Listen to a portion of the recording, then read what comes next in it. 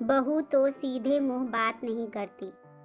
आज सिया ऑफिस से आते समय अपने लिए कुछ कपड़े ले आई थी, जिसको देखकर उसकी सासू माँ चिढ़ गई थी। उनको अच्छा नहीं लगता सिया का यूं रोज रोज शॉपिंग करना। लो फिर एक और नई साड़ी ले आई है, लगता है कि पूरी तनख्वाह कपड़ों पर ही खर्च कर देती हो। अलमारियां ठूस ठूस कर भरी हुई है, लेकिन मन नहीं भरता है तुम्हारा। वैसे कितनी तनख्वाह मिलती है तुम्हें बहू? छवि से ज्यादा मिलती है या कम?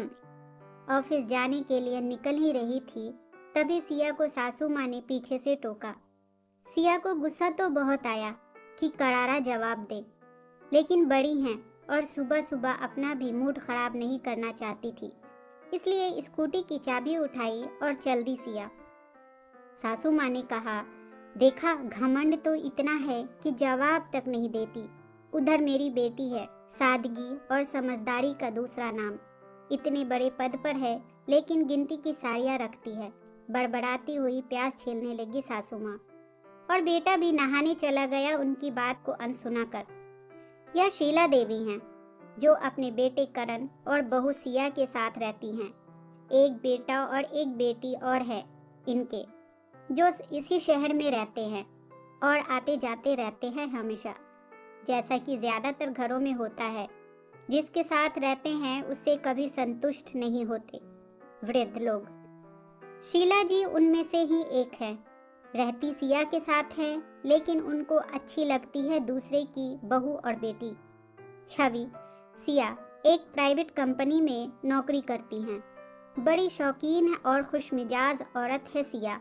वो कड़ी मेहनत करती है और खुलकर जीती है। ज्यादातर महिलाओं की तरह उसे भी नए नए कपड़े पहनने और तैयार होकर रहने का शौक है। अपने पैरों पर खड़ी है और समझदार भी, इसलिए पति देव भी कोई आपत्ति नहीं जताते। लेकिन सासू माँ उन्हें बिल्कुल पसंद नहीं करती उसका यूं कपड़ा पर खर्च करना। ऐसा नहीं है कि जरूरत से ज्यादा खर्च करती है सिया, या सिर्फ अपने बारे में सोचती है, लेकिन कपड़ों को सजा कर रखना भी एक कला है जो बहुत अच्छे से जानती है सिया। इसी वजह से कपड़े उसके हमेशा नए दिखते हैं, जो सासू माँ को कंफ्यूज्ड कर देते हैं। ऐसा भी नहीं है कि वह सासू माँ के कपड़े गंदे रखती है या उनका ध्यान नहीं रखती। वह सबका ध्यान रखती है, लेकिन जिसे संतुष्ट होना ही नहीं, उसका क्या। इसलिए बार बार सुनाती रहती हैं और तुलना करती रहती हैं, खासकर अपनी बेटी छवि से बहुत तुलना करती हैं, जो अक्सर नाराजगी का कारण बनता है।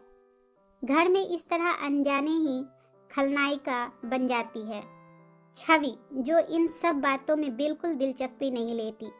व्यस्त होने के कारण ज्यादा समय तो आ नहीं सकती छवि दीदी, लेकिन जब भी आती है मम्मी का यही राग चलता रहता है और उन्हें समझाने में ही पूरा समय निकल जाता है उनका। इस चक्कर में भाई भाभी के पास तो बैठ भी नहीं पाती और उन्हें भी गलतफहमियां होने लगती है। आज फिर यहाँ से गुजर रही थी छवि तो माँ से मिलने आ गई। ऐसी गलतफहमियों की स्थिति में समझदार बेटियां भी नहीं चाहती कि भाई भाभी की गैर हाजिरी में मायके जाएं। लेकिन माँ ने कोई दवाई मंगवाई थी और भाई भाभी के आने में भी ज्यादा समय नहीं था, इसलिए चली गई। माँ भी खुश हो गई। मन की बात जो भी हो बेटी से तो कहती ही हैं। माँ उन्हें तो आज सुबह से ही खुजली हो रही थी मुंह में, इसलिए शुरू हो गई। पता है, आज फिर नई साड़ी पहनी थी, 1000 से कम की नहीं होगी। उस पर तरह तरह का मेकअप, पता है, हर 15 दिन में ब्यूटी पार्लर जाती है। तुम भी तो उसी की उम्र की हो, फिर भी इतना अक्लमंद हो, लेकिन उसे तो घर ही नहीं सूझता, ना पैसा बचाना ना सही जगह लगाना, बस उड़ाना। पता नहीं कितने रुपए कमाती होगी, तुम्हें पता है कुछ? क्या तनख्वाह मिलती होगी उसे? मेरी तो किसी बात का जवाब नहीं देती। नाराजगी से बोलती जा रही थी मम्मी।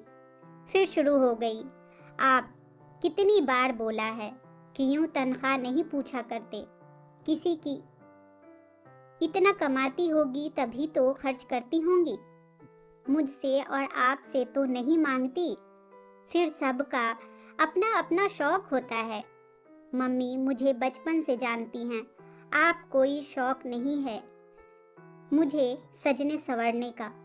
लेकिन इसका मतलब यह नहीं है कि सब मेरे जैसे ही हो। उल्टा मैं अलग हूँ नॉर्मल औरतों से। जिस पर तरह आप अपनी बहू को सुनाती हो कि खर्च करती रहती है और नखरे करती है, उसी तरह मुझे यह कहती हैं कि कंजूस है।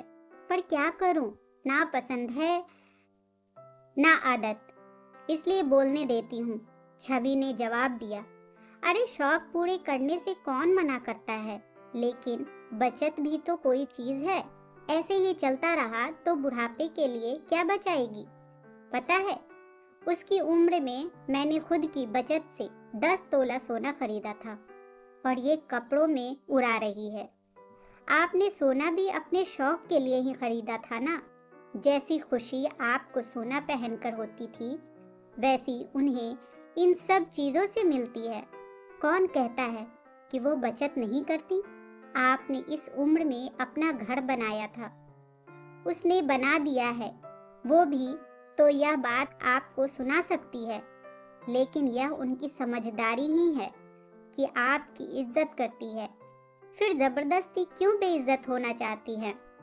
आप दुनिया देखिए नहीं, कैसे कैसे बेटे और बहुएं होती हैं। आपको अच्छे मिले हैं तो आराम से रहिए ना, और उनको भी रहने दीजिए।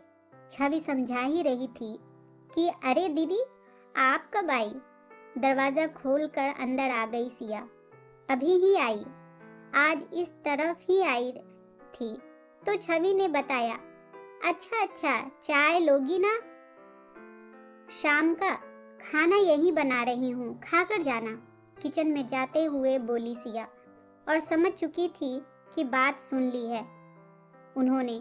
लेकिन खुशी थी कि माँ समझे ना समझे, सिया की गलतफहमियां जरूर दूर हो चुकी है अपनी ननद के प्रति। और सिया बहुत खुश भी थी कि उसकी नंद बहुत अच्छी है। वो माँ को भ्रमित नहीं करती, बल्कि माँ को तो वो समझाती हैं। सिया की ननद की तरफ से जो शिकायत थी वो दूर हो गई। दोस्तों, आपको ये कहानी कैसी लगी हमें कमेंट में ज़रूर बताएं। प्लीज़ चैनल को लाइक, शेयर और सब्सक्राइब ज़रूर करें। एक नई कहानी के साथ मैं आपसे फिर मिलूंगी। इस कहानी को सुनने के लिए आपका बहुत बहुत धन्यवाद।